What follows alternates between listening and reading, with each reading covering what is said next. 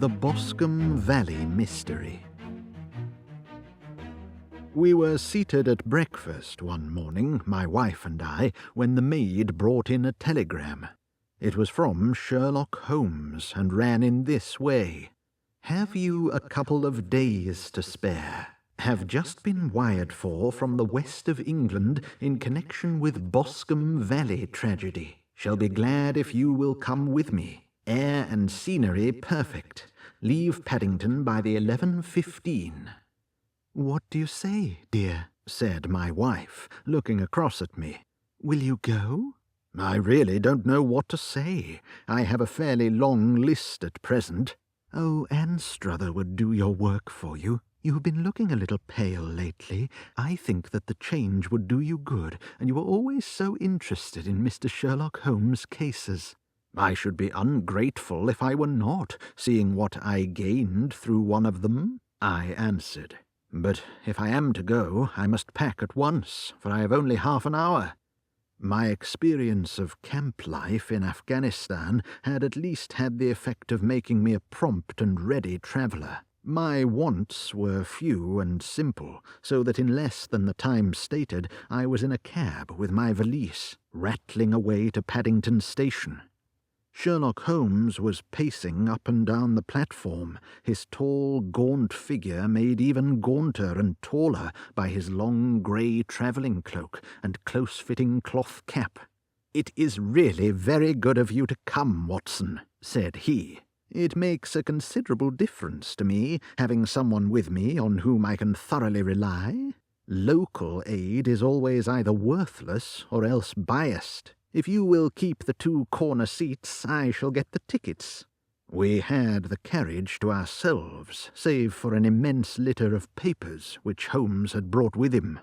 Among these he rummaged and read, with intervals of note-taking and meditation, until we were past Reading. Then he suddenly rolled them all into a gigantic ball and tossed them up onto the rack. "Have you heard anything of the case?" he asked. "Not a word. I have not seen a paper for some days. The London press has not had very full accounts. I have just been looking through all the recent papers in order to master the particulars. It seems, from what I gather, to be one of those simple cases which are so extremely difficult." "That sounds a little paradoxical." "But it is profoundly true. Singularity is almost invariably a clue. The more featureless and commonplace a crime is, the more difficult it is to bring it home. In this case, however, they have established a very serious case against the son of the murdered man." "It is a murder, then?" "Well, it is conjectured to be so. I shall take nothing for granted until I have had the opportunity of looking personally into it. I will explain the state of things to you, as far as I have been able to understand it, in a very few words. Boscombe Valley is a country district not very far from Ross in Herefordshire. The largest landed proprietor in that part is a Mr. John Turner, who made his money in Australia and returned some years ago to the old country. One of the farms which he held, that of Hatherley, was let to Mr. Charles McCarthy, who was also an ex-Australian. The men had known each other in the colonies, so that it was not unnatural that when they came to settle down they should do so as near each other as possible. Turner was apparently the richer man, so McCarthy became his tenant, but still remained, it seems, upon terms of perfect equality, as they were frequently together. McCarthy had one son, a lad of 18, and Turner had an only daughter of the same age, but neither of them had wives living.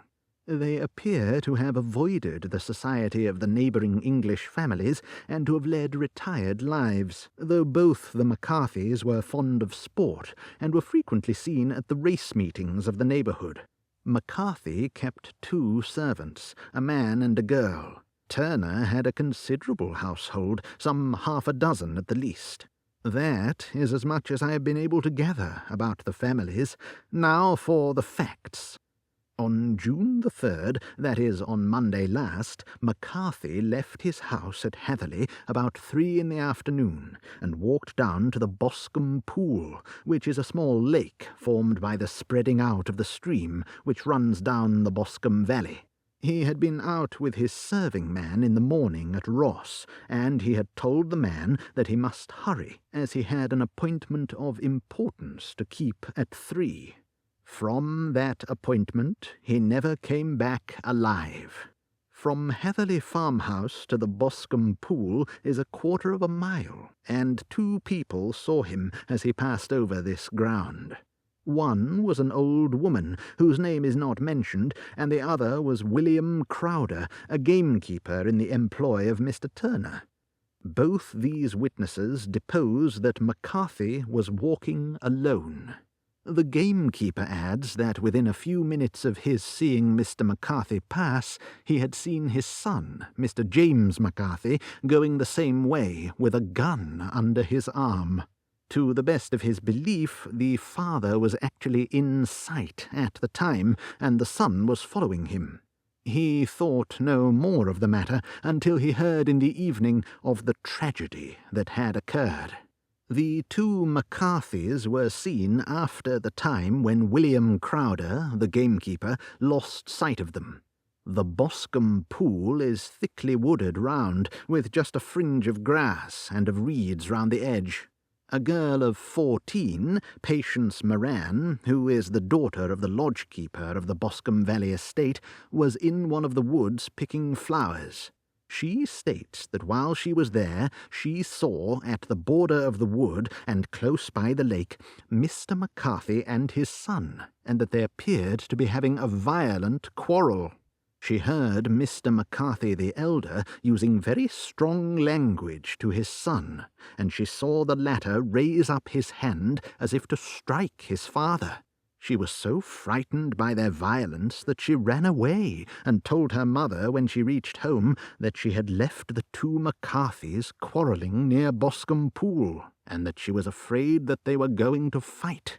She had hardly said the words when young Mr. McCarthy came running up to the lodge to say that he had found his father dead in the wood, and to ask for the help of the lodge-keeper. He was much excited, without either his gun or his hat, and his right hand and sleeve were observed to be stained with fresh blood. On following him, they found the dead body stretched out upon the grass beside the pool. The head had been beaten in by repeated blows of some heavy and blunt weapon. The injuries were such as might very well have been inflicted by the butt end of his son's gun, which was found lying on the grass within a few paces of the body. Under these circumstances, the young man was instantly arrested, and a verdict of wilful murder having been returned at the inquest on Tuesday, he was on Wednesday brought before the magistrates at Ross, who have referred the case to the next assizes. Those are the main facts of the case as they came out before the coroner and the police court.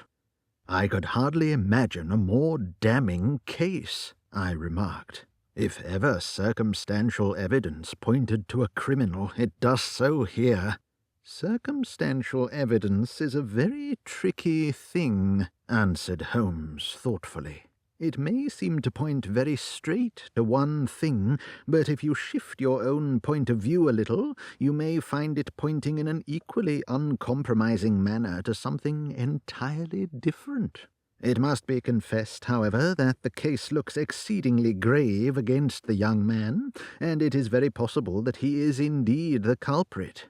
There are several people in the neighbourhood, however, and among them Miss Turner, the daughter of the neighbouring landowner, who believe in his innocence, and who have retained Lestrade, whom you may recollect in connection with the study in scarlet, to work out the case in his interest. Lestrade, being rather puzzled, has referred the case to me, and hence it is that 2 middle-aged gentlemen are flying westward at 50 miles an hour, instead of quietly digesting their breakfasts at home."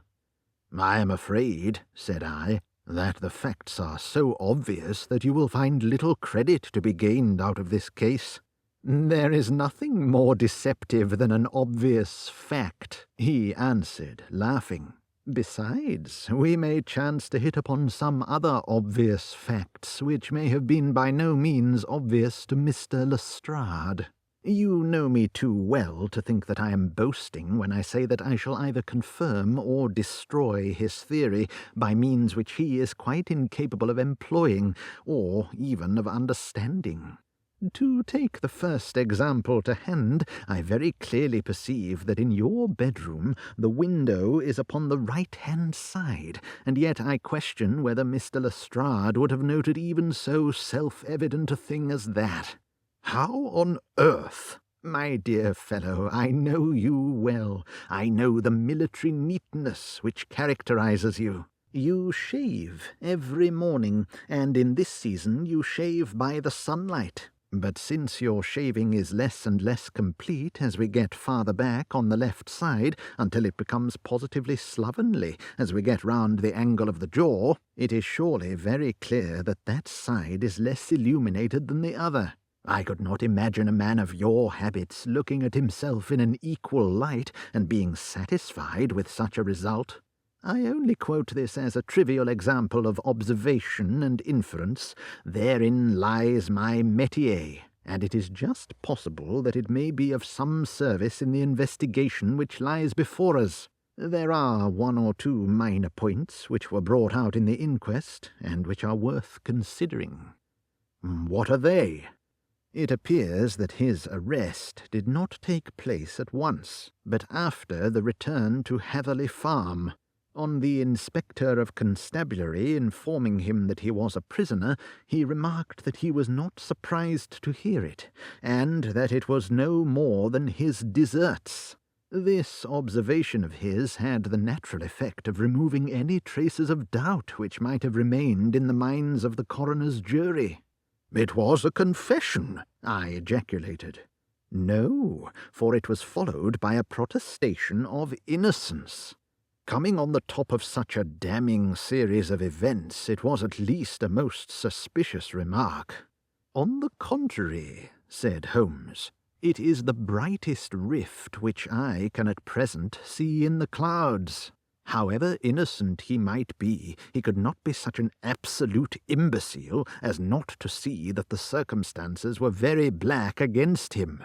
Had he appeared surprised at his own arrest, or feigned indignation at it, I should have looked upon it as highly suspicious, because such surprise or anger would not be natural under the circumstances, and yet might appear to be the best policy to a scheming man.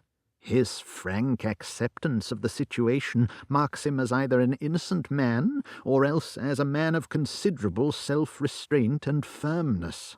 As to his remark about his deserts, it was also not unnatural, if you consider that he stood beside the dead body of his father, and that there is no doubt that he had that very day so far forgotten his filial duty as to bandy words with him, and even, according to the little girl whose evidence is so important, to raise his hand as if to strike him.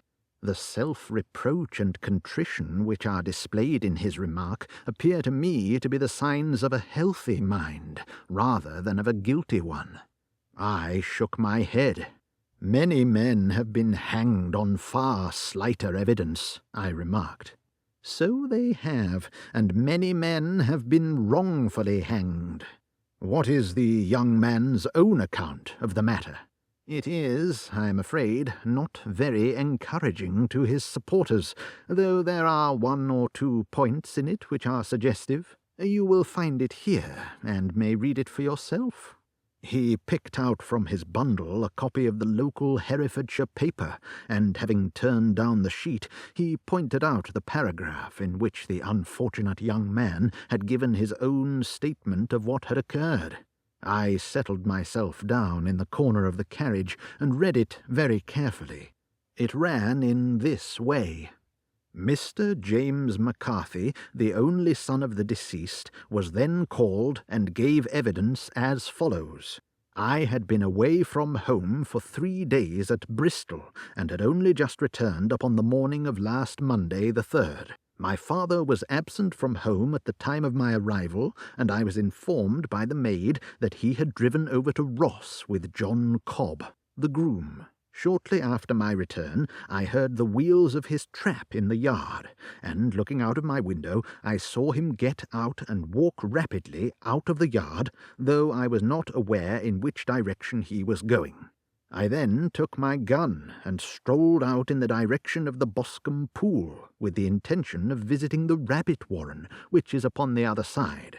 On my way, I saw Mr. William Crowder, the gamekeeper, as he had stated in his evidence. But he is mistaken in thinking that I was following my father. I had no idea that he was in front of me. When about 100 yards from the pool, I heard a cry of "Coo-ee," which was a usual signal between my father and myself. I then hurried forward and found him standing by the pool. He appeared to be much surprised at seeing me, and asked me rather roughly what I was doing there. A conversation ensued, which led to high words and almost to blows, for my father was a man of a very violent temper. Seeing that his passion was becoming ungovernable, I left him and returned towards Hatherley Farm. I had not gone more than 150 yards, however, when I heard a hideous outcry behind me, which caused me to run back again. I found my father expiring upon the ground, with his head terribly injured. I dropped my gun and held him in my arms, but he almost instantly expired. I knelt beside him for some minutes, and then made my way to Mr. Turner's lodge-keeper, his house being the nearest, to ask for assistance. I saw no one near my father when I returned, and I have no idea how he came by his injuries. He was not a popular man, being somewhat cold and forbidding in his manners, but he had, as far as I know, no active enemies. I know nothing further of the matter. The coroner. Did your father make any statement to you before he died? Witness. He mumbled a few words, but I could only catch some allusion to a rat. The coroner. What did you understand by that? Witness. It conveyed no meaning to me. I thought that he was delirious. The coroner. What was the point upon which you and your father had this final quarrel? Witness. I should prefer not to answer. The coroner. I am afraid that I must press it. Witness. It is really impossible for me to tell you. I can assure you that it has nothing to do with the sad tragedy which followed. The coroner. That is for the court to decide. I need not point out to you that your refusal to answer will prejudice your case considerably in any future proceedings which may arise. Witness. I must still refuse. Coroner. I understand that the cry of "Coo-ee" was a common signal between you and your father. Witness. It was. Coroner. How was it, then, that he uttered it before he saw you, and before he even knew that you had returned from Bristol? Witness, with considerable confusion. I do not know. A juryman. Did you see nothing which aroused your suspicions when you returned on hearing the cry and found your father fatally injured? Witness. Nothing definite. The coroner. What do you mean? Witness. I was so disturbed and excited as I rushed out into the open that I could think of nothing except of my father, yet I have a vague impression that as I ran forward something lay upon the ground to the left of me. It seemed to me to be something grey in colour, a coat of some sort, or a plaid perhaps. When I rose from my father I looked round for it, but it was gone. The coroner. Do you mean that it disappeared before you went for help? Witness. Yes, it was gone. The coroner. You cannot say what it was? Witness. No, I had a feeling something was there. The coroner. How far from the body? Witness. 12 yards or so. The coroner. And how far from the edge of the wood? Witness. About the same. The coroner. Then if it was removed, it was while you were within a dozen yards of it? Witness, yes, but with my back towards it. This concluded the examination of the witness. I see, said I, as I glanced down the column, that the coroner, in his concluding remarks, was rather severe upon young McCarthy. He calls attention, and with reason, to the discrepancy about his father having signalled to him before seeing him, also to his refusal to give details of his conversation with his father, and his singular account of his father's dying words. They are all, as he remarks, very much against the son. Holmes laughed softly to himself and stretched himself out upon the cushioned seat. Both you and the coroner have been at some pains, said he, to single out the very strongest points in the young man's favour. Don't you see that you alternately give him credit for having too much imagination and too little? Too little if he could not invent a cause of quarrel which would give him the sympathy of the jury, too much if he evolved from his own inner consciousness anything so outré as a dying reference to a rat and the incident of the vanishing cloth. No, sir, I shall approach this case from the point of view that what this young man says is true, and we shall see whither that hypothesis will lead us. And now here is my pocket Petrarch, and not another word shall I say of this case until we are on the scene of action. We lunch at Swindon, and I see that we shall be there in 20 minutes. It was nearly 4 o'clock when we at last, after passing through the beautiful Stroud Valley and over the broad gleaming Severn, found ourselves at the pretty little country town of Ross. A lean, ferret-like man, furtive and sly-looking, was waiting for us upon the platform. In spite of the light brown dustcoat and leather leggings which he wore in deference to his rustic surroundings, I had no difficulty in recognizing Lestrade of Scotland Yard. With him we drove to the Hereford Arms, where a room had already been engaged for us. "I have ordered a carriage," said Lestrade, as we sat over a cup of tea.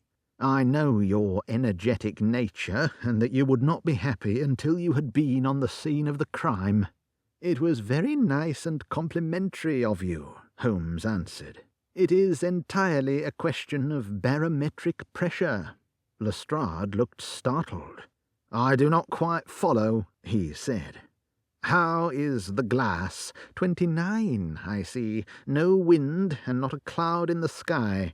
I have a case full of cigarettes here which need smoking, and the sofa is very much superior to the usual country hotel abomination. I do not think that it is probable that I shall use the carriage tonight." Lestrade laughed indulgently. "You have, no doubt, already formed your conclusions from the newspapers," he said. "The case is as plain as a pikestaff, and the more one goes into it, the plainer it becomes. Still, of course, one can't refuse a lady, and such a very positive one, too. She has heard of you, and would have your opinion, though I repeatedly told her that there was nothing which you could do which I had not already done. Why, bless my soul, here is her carriage at the door." He had hardly spoken before there rushed into the room one of the most lovely young women that I have ever seen in my life. Her violet eyes shining, her lips parted, a pink flush upon her cheeks, all thought of her natural reserve lost in her overpowering excitement and concern. "Oh, Mr. Sherlock Holmes!" she cried, glancing from one to the other of us, and finally, with a woman's quick intuition, fastening upon my companion. "I am so glad that you have come. I have driven down to tell you so. I know that James didn't do it. I know it, and I want you to start upon your work knowing it too. Never let yourself doubt upon that point. We have known each other since we were little children, and I know his faults as no one else does. But he is too tender-hearted to hurt a fly. Such a charge is absurd to anyone who really knows him." "I hope we may clear him, Miss Turner," said Sherlock Holmes. "You may rely upon my doing all that I can." But you have read the evidence. You have formed some conclusion. Do you not see some loophole, some flaw? Do you not think yourself that he is innocent? I think that it is very probable. There, now, she cried, throwing back her head and looking defiantly at Lestrade. You hear? He gives me hopes. Lestrade shrugged his shoulders. I am afraid that my colleague has been a little quick in forming his conclusions, he said. But he is right. Oh, I know that he is right. James never did it. And about this quarrel with his father, I am sure that the reason why he would not speak about it to the coroner was because I was concerned in it. In what way? Asked Holmes. It is no time for me to hide anything. James and his father had many disagreements about me. Mr. McCarthy was very anxious that there should be a marriage between us. James and I have always loved each other as brother and sister, but of course he is young and has seen very little of life yet, and, well, he naturally did not wish to do anything like that yet. So there were quarrels, and this, I am sure, was one of them. And your father? Asked Holmes. Was he in favour of such a union? No, he was averse to it also. No one but Mr. McCarthy was in favour of it. A quick blush passed over her fresh young face as Holmes shot one of his keen, questioning glances at her. Thank you for this information, said he. May I see your father if I call tomorrow? I am afraid the doctor won't allow it. The doctor? Yes. Have you not heard? Poor father has never been strong for years back, but this has broken him down completely. He has taken to his bed, and Dr. Willows says that he is a wreck, and that his nervous system is shattered. Mr. McCarthy was the only man alive who had known Dad in the old days in Victoria. Ha! In Victoria? That is important. Yes, at the mines. Quite so. At the gold mines, where, as I understand, Mr. Turner made his money. Yes, certainly. Thank you, Miss Turner. You have been of material assistance to me. You will tell me if you have any news tomorrow. No doubt you will go to the prison to see James. Oh, if you do, Mr. Holmes, do tell him that I know him to be innocent. I will, Miss Turner. I must go home now, for Dad is very ill, and he misses me so if I leave him. Goodbye, and God help you in your undertaking. She hurried from the room as impulsively as she had entered, and we heard the wheels of her carriage rattle off down the street.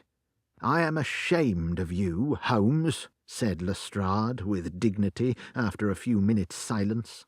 Why should you raise up hopes which you are bound to disappoint? I am not over-tender of heart, but I call it cruel. I think that I see my way to clearing James McCarthy, said Holmes. Have you an order to see him in prison? Yes, but only for you and me. Then I shall reconsider my resolution about going out. We have still time to take the train to Hereford and see him tonight? Ample. Then let us do so. Watson, I fear that you will find it very slow, but I shall only be away a couple of hours. I walked down to the station with them, and then wandered through the streets of the little town, finally returning to the hotel, where I lay upon the sofa and tried to interest myself in a yellow-backed novel. The puny plot of the story was so thin, however, when compared to the deep mystery through which we were groping, and I found my attention wander so continually from the action to the fact that I at last flung it across the room, and gave myself up entirely to a consideration of the events of the day. Supposing that this unhappy young man's story were absolutely true, then what hellish thing, what absolutely unforeseen and extraordinary calamity could have occurred between the time when he parted from his father and the moment when, drawn back by his screams, he rushed into the glade? It was something terrible and deadly. What could it be?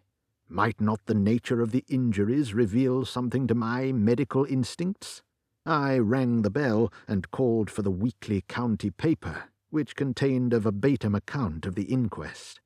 In the surgeon's deposition it was stated that the posterior third of the left parietal bone and the left half of the occipital bone had been shattered by a heavy blow from a blunt weapon. I marked the spot upon my own head. Clearly such a blow must have been struck from behind. That was to some extent in favour of the accused, as when seen quarrelling he was face to face with his father. Still, it did not go for very much, for the older man might have turned his back before the blow fell. Still, it might be worth while to call Holmes's attention to it. Then there was the peculiar dying reference to a rat. What could that mean? It could not be delirium. A man dying from a sudden blow does not commonly become delirious. No, it was more likely to be an attempt to explain how he met his fate. But what could it indicate? I cudgelled my brains to find some possible explanation, and then the incident of the grey cloth seen by young McCarthy. If that were true, the murderer must have dropped some part of his dress, presumably his overcoat, in his flight, and must have had the hardihood to return and to carry it away at the instant when the son was kneeling with his back turned, not a dozen paces off.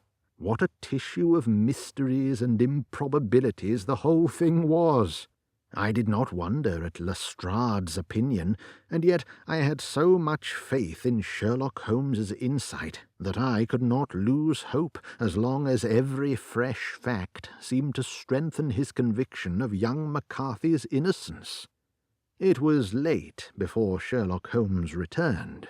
He came back alone, for Lestrade was staying in lodgings in the town.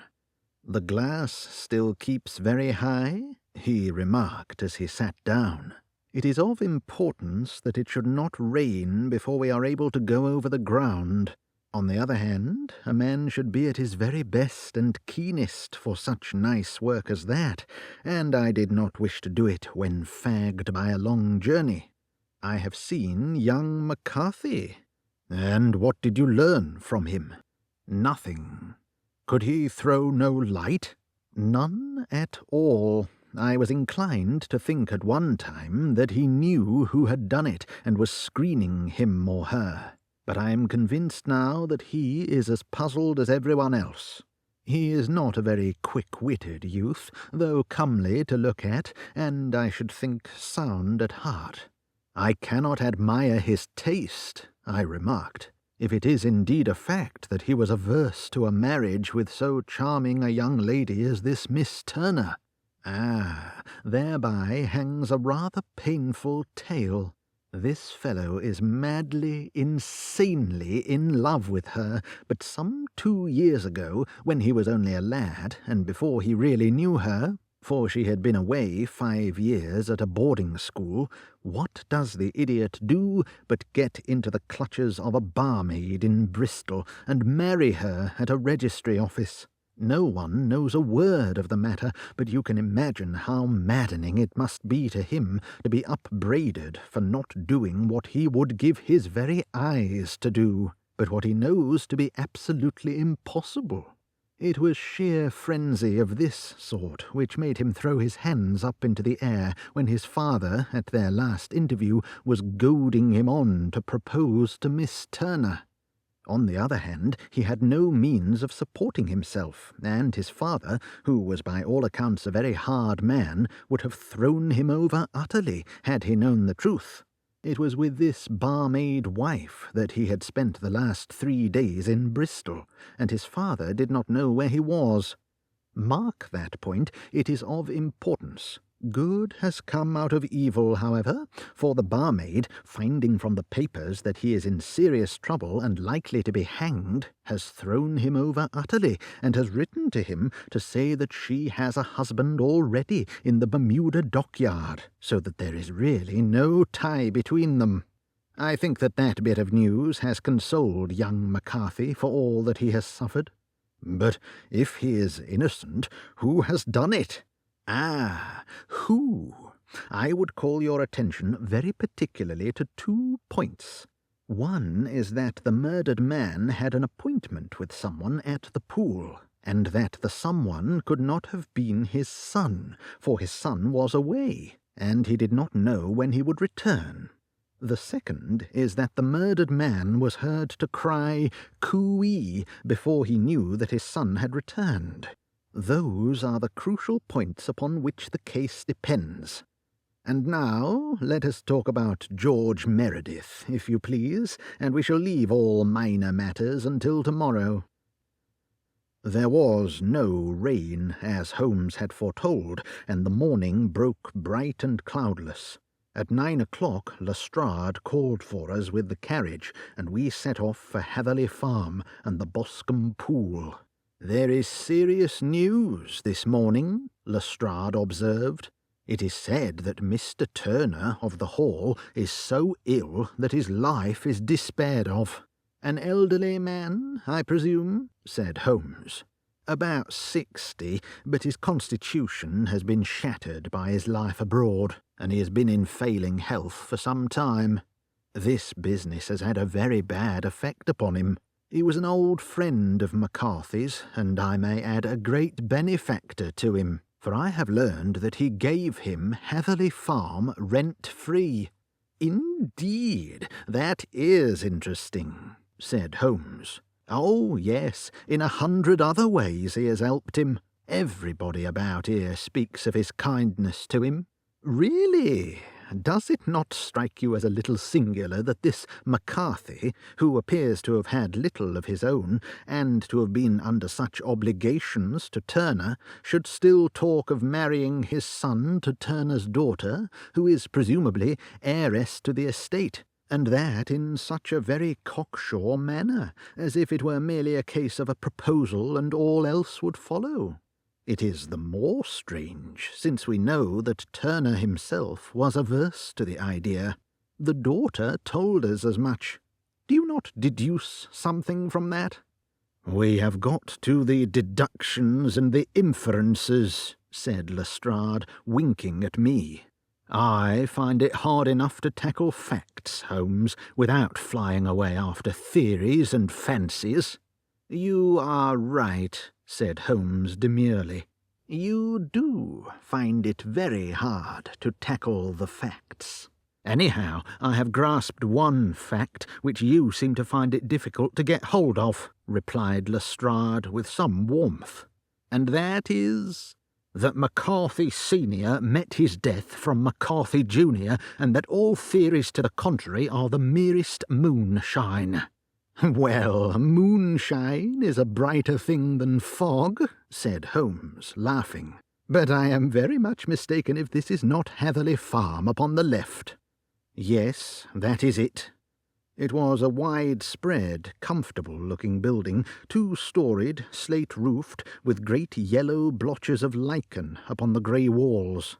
The drawn blinds and the smokeless chimneys, however, gave it a stricken look, as though the weight of this horror still lay heavy upon it. We called at the door, when the maid, at Holmes' request, showed us the boots which her master wore at the time of his death, and also a pair of the son's, though not the pair which he had then had. Having measured these very carefully from 7 or 8 different points, Holmes desired to be led to the courtyard, from which we all followed the winding track which led to Boscombe Pool. Sherlock Holmes was transformed when he was hot upon such a scent as this. Men who had only known the quiet thinker and logician of Baker Street would have failed to recognize him. His face flushed and darkened, his brows were drawn into 2 hard black lines, while his eyes shone out from beneath them with a steely glitter. His face was bent downward, his shoulders bowed, his lips compressed, and the veins stood out like whipcord in his long, sinewy neck. His nostrils seemed to dilate with a purely animal lust for the chase, and his mind was so absolutely concentrated upon the matter before him that a question or remark fell unheeded upon his ears, or, at the most, only provoked a quick, impatient snarl in reply. Swiftly and silently he made his way along the track which ran through the meadows, and so by way of the woods to the Boscombe Pool. It was damp, marshy ground, as in all that district, and there were marks of many feet, both upon the path and amid the short grass which bounded it on either side. Sometimes Holmes would hurry on, sometimes stop dead, and once he made quite a little detour into the meadow. Lestrade and I walked behind him, the detective indifferent and contemptuous, while I watched my friend with the interest which sprang from the conviction that every one of his actions was directed towards a definite end. The Boscombe Pool, which is a little reed-girt sheet of water some 50 yards across, is situated at the boundary between the Hatherley Farm and the private park of the wealthy Mr. Turner. Above the woods which lined it upon the farther side, we could see the red, jutting pinnacles which marked the site of the rich landowner's dwelling. On the Hatherley side of the pool, the woods grew very thick, and there was a narrow belt of sodden grass 20 paces across, between the edge of the trees and the reeds which lined the lake. Lestrade showed us the exact spot at which the body had been found, and indeed so moist was the ground that I could plainly see the traces which had been left by the fall of the stricken man. To Holmes, as I could see by his eager face and peering eyes, very many other things were to be read upon the trampled grass. He ran round like a dog who is picking up a scent, and then turned upon my companion. "What did you go into the pool for?" he asked. "I fished about with a rake. I thought there might be some weapon or other trace. But how on earth—" "Oh, tut, tut, I have no time. That left foot of yours with its inward twist is all over the place. A mole could trace it, and there it vanishes among the reeds. Oh, how simple it would all have been if I had been here before they came like a herd of buffalo and wallowed all over it. Here is where the party with the lodge-keeper came, and they have covered all tracks for 6 or 8 feet round the body. But here are 3 separate tracks of the same feet." He drew out a lens and lay down upon his waterproof to have a better view, talking all the time rather to himself than to us. "These are young McCarthy's feet. Twice he was walking, and once he ran swiftly, so that the soles are deeply marked and the heels hardly visible. That bears out his story. He ran when he saw his father on the ground. Then here are the father's feet as he paced up and down. What is this, then? It is the butt end of the gun, as the son stood listening. And this? Ha! Ha! What have we here? Tiptoes! Tiptoes! Square, too. Quite unusual boots. They come, they go, they come again. Of course, that was for the cloak. Now, where did they come from?" He ran up and down, sometimes losing, sometimes finding the track, until we were well within the edge of the wood, and under the shadow of a great beech, the largest tree in the neighbourhood. Holmes traced his way to the farther side of this, and lay down once more upon his face, with a little cry of satisfaction. For a long time he remained there, turning over the leaves and dried sticks, gathering up what seemed to me to be dust into an envelope, and examining with his lens not only the ground, but even the bark of the tree as far as he could reach. A jagged stone was lying among the moss, and this also he carefully examined and retained. Then he followed a pathway through the wood until he came to the high road, where all traces were lost. "It has been a case of considerable interest," he remarked, returning to his natural manner. "I fancy that this grey house on the right must be the lodge. I think that I will go in and have a word with Moran, and perhaps write a little note. Having done that, we may drive back to our luncheon. You may walk to the cab, and I shall be with you presently." It was about 10 minutes before we regained our cab and drove back into Ross, Holmes still carrying with him the stone which he had picked up in the wood. "This may interest you, Lestrade," he remarked, holding it out. "The murder was done with it." "I see no marks." "There are none." "How do you know, then?" "The grass was growing under it. It had only lain there a few days. There was no sign of a place whence it had been taken. It corresponds with the injuries. There is no sign of any other weapon." "And the murderer?" "Is a tall man, left-handed, limps with the right leg, wears thick-soled shooting boots and a grey cloak, smokes Indian cigars, uses a cigar-holder, and carries a blunt penknife in his pocket. There are several other indications, but these may be enough to aid us in our search." Lestrade laughed. "I am afraid that I am still a sceptic," he said. "Theories are all very well, but we have to deal with a hard-headed British jury." "Nous verrons," answered Holmes calmly. "You work your own method, and I shall work mine. I shall be busy this afternoon, and shall probably return to London by the evening train." "And leave your case unfinished?" "No, finished." "But the mystery?" "It is solved." "Who was the criminal, then?" "The gentleman I describe." "But who is he?" "Surely it would not be difficult to find out. This is not such a populous neighbourhood." Lestrade shrugged his shoulders. "I am a practical man," he said, "and I really cannot undertake to go about the country looking for a left-handed gentleman with a game leg. I should become the laughing-stock of Scotland Yard." "All right," said Holmes quietly. "I have given you the chance.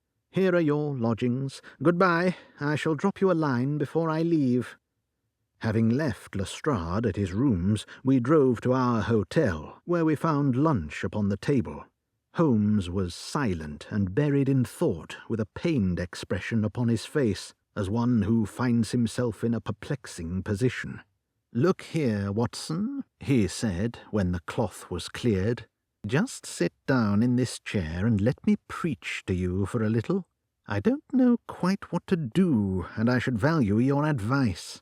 Light a cigar and let me expound." "Pray, do so."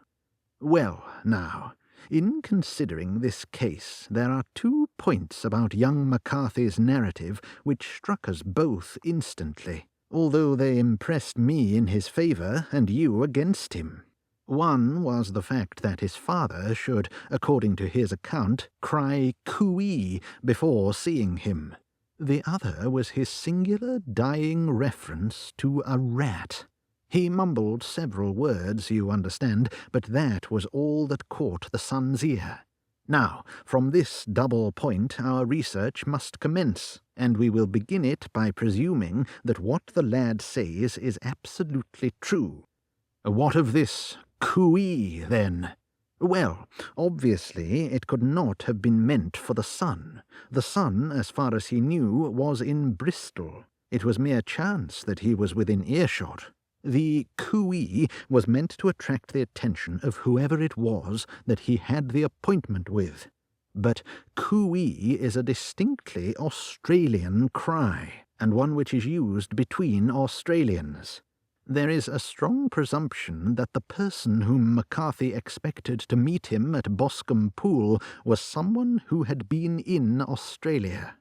"What of the rat, then?" Sherlock Holmes took a folded paper from his pocket and flattened it out on the table. "This is a map of the colony of Victoria," he said. "I wired to Bristol for it last night." He put his hand over part of the map. "What do you read?" "A rat," I read. "And now?" He raised his hand.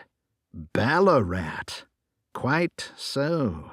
That was the word the man uttered, and of which his son only caught the last 2 syllables. He was trying to utter the name of his murderer, so-and-so of Ballarat."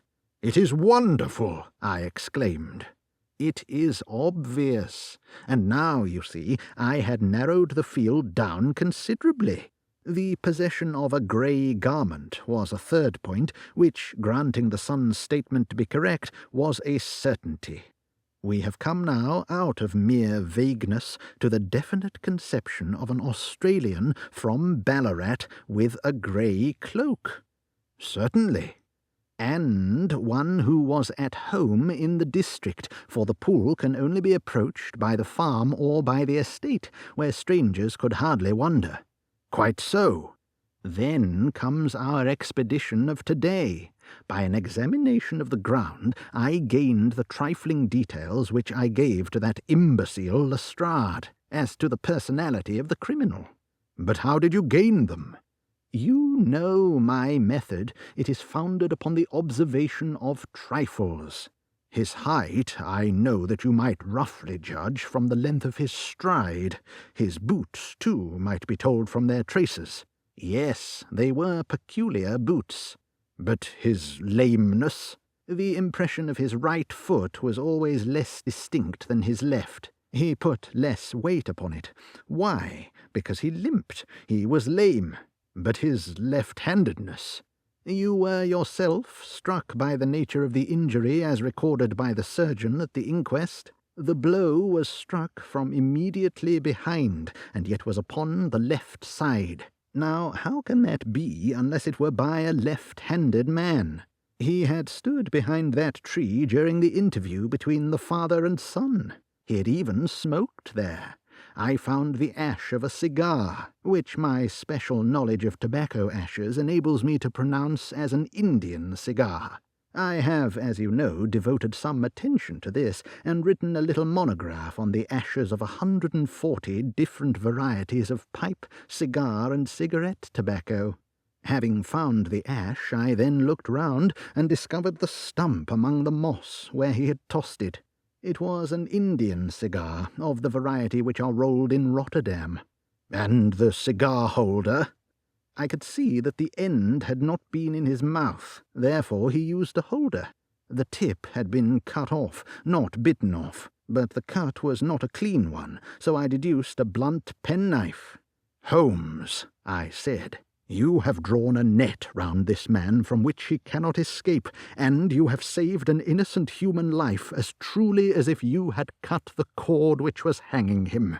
I see the direction in which all this points. The culprit is—" "Mr. John Turner," cried the hotel waiter, opening the door of our sitting-room and ushering in a visitor. The man who entered was a strange and impressive figure. His slow, limping step and bowed shoulders gave the appearance of decrepitude, and yet his hard, deep-lined, craggy features and his enormous limbs showed that he was possessed of unusual strength of body and of character. His tangled beard, grizzled hair, and outstanding, drooping eyebrows combined to give an air of dignity and power to his appearance. But his face was of an ashen white, while his lips and the corner of his nostrils were tinged with a shade of blue. It was clear to me at a glance that he was in the grip of some deadly and chronic disease. "Pray sit down on the sofa," said Holmes gently. "You had my note?" "Yes, the lodge-keeper brought it up. You said that you wished to see me here to avoid scandal." "I thought people would talk if I went to the hall." "And why did you wish to see me?" He looked across at my companion with despair in his weary eyes, as though his question was already answered. "Yes," said Holmes, answering the look rather than the words. "It is so. I know all about McCarthy." The old man sank his face in his hands. "God help me," he cried. "But I would not have let the young man come to harm. I give you my word that I would have spoken out if it went against him at the assizes." "I am glad to hear you say so," said Holmes gravely. "I would have spoken out now if it had not been for my dear girl. It would break her heart. It will break her heart when she hears that I am arrested." "It may not come to that," said Holmes. "What?" "I am no official agent. I understand that it was your daughter who required my presence here, and I am acting in her interests. Young McCarthy must be got off, however." "I am a dying man," said old Turner. "I have had diabetes for years. My doctor says it is a question whether I shall live a month, yet I would rather die under my own roof than in a jail." Holmes rose up and sat down at the table with his pen in his hand and a bundle of paper before him. "Just tell us the truth," he said.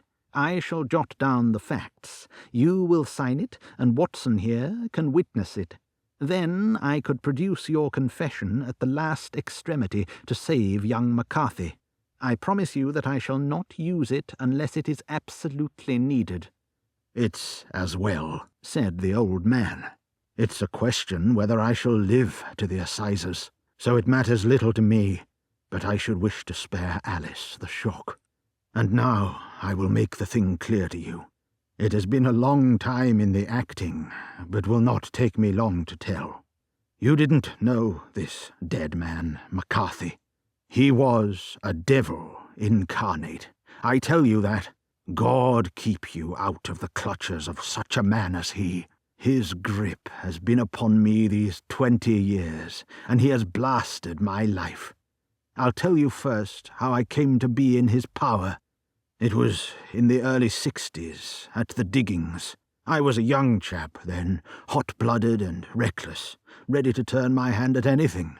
I got among bad companions, took to drink, had no luck with my claim, took to the bush, and in a word became what you would call over here a highway robber. There were 6 of us, and we had a wild, free life of it, sticking up a station from time to time, or stopping the wagons on the road to the diggings. Black Jack of Ballarat was the name I went under, and our party is still remembered in the colony as the Ballarat Gang. One day a gold convoy came down from Ballarat to Melbourne, and we lay in wait for it, and attacked it. There were 6 troopers and 6 of us, so it was a close thing, but we emptied 4 of their saddles at the first volley. 3 of our boys were killed, however, before we got the swag. I put my pistol to the head of the wagon driver, who was this very man, McCarthy. I wish to the Lord that I had shot him then, but I spared him, though I saw his wicked little eyes fixed on my face, as though to remember every feature.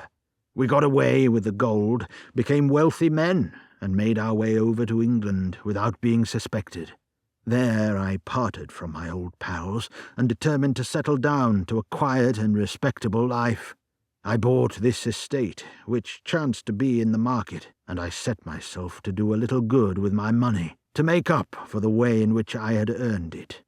I married, too, and though my wife died young, she left me my little dear Alice. Even when she was just a baby, her wee hand seemed to lead me down the right path as nothing else had ever done. In a word, I turned over a new leaf and did my best to make up for the past. All was going well when McCarthy laid his grip upon me. I had gone up to town about an investment, and I met him in Regent Street with hardly a coat to his back or a boot to his foot. "Here we are, Jack," says he, touching me on the arm. "We'll be as good as a family to you. There's 2 of us, me and my son, and you can have the keeping of us. If you don't, it's a fine, law-abiding country is England, and there's always a policeman within hail." Well, down they came to the West Country. There was no shaking them off, and there they have lived, rent-free on my best land ever since. There was no rest for me, no peace, no forgetfulness. Turn where I would, there was his cunning, grinning face at my elbow. It grew worse as Alice grew up, for he soon saw I was more afraid of her knowing my past than of the police. Whatever he wanted, he must have, and whatever it was, I gave him without question. Land, money, houses, until at last he asked a thing which I could not give. He asked for Alice. His son, you see, had grown up, and so had my girl, and as I was known to be in weak health, it seemed a fine stroke to him that his lad should step into the whole property. But there I was firm. I would not have his cursed stock mixed with mine. Not that I had any dislike to the lad, but his blood was in him, and that was enough. I stood firm. McCarthy threatened. I braved him to do his worst. We were to meet at the pool, midway between our houses, to talk it over. When I went down there, I found him talking with his son, so I smoked a cigar and waited behind a tree until he should be alone. But as I listened to his talk, all that was black and bitter in me seemed to come uppermost. He was urging his son to marry my daughter with as little regard for what she might think as if she were a slut from off the streets. It drove me mad to think that I and all that I held most dear should be in the power of such a man as this. Could I not snap the bond? I was already a dying and desperate man. Though clear of mind and fairly strong of limb, I knew that my own fate was sealed. But my memory and my girl, both could be saved if I could but silence that foul tongue. I did it, Mr. Holmes. I would do it again. Deeply as I have sinned, I have led a life of martyrdom to atone for it. But that my girl should be entangled in the same meshes which held me was more than I could suffer. I struck him down with no more compunction than if he had been some foul and venomous beast. His cry brought back his son, but I had gained the cover of the wood, though I was forced to go back to fetch the cloak which I had dropped in my flight. That is the true story, gentlemen, of all that occurred. "Well, it is not for me to judge you," said Holmes, as the old man signed the statement which had been drawn out. "I pray that we may never be exposed to such a temptation." "I pray not, sir. And what do you intend to do?" "In view of your health, nothing. You are yourself aware that you will soon have to answer for your deed at a higher court than the assizes. I will keep your confession, and if McCarthy is condemned, I shall be forced to use it. If not, it shall never be seen by mortal eye, and your secret, whether you be alive or dead, shall be safe with us." "Farewell, then," said the old man solemnly. "Your own deathbeds, when they come, will be the easier for the thought of the peace which you have given to mine." Tottering and shaking in all his giant frame, he stumbled slowly from the room. "God help us," said Holmes, after a long silence. "Why does fate play such tricks with poor, helpless worms? I never hear of such a case as this that I do not think of Baxter's words, and say, 'There but for the grace of God goes Sherlock Holmes.'"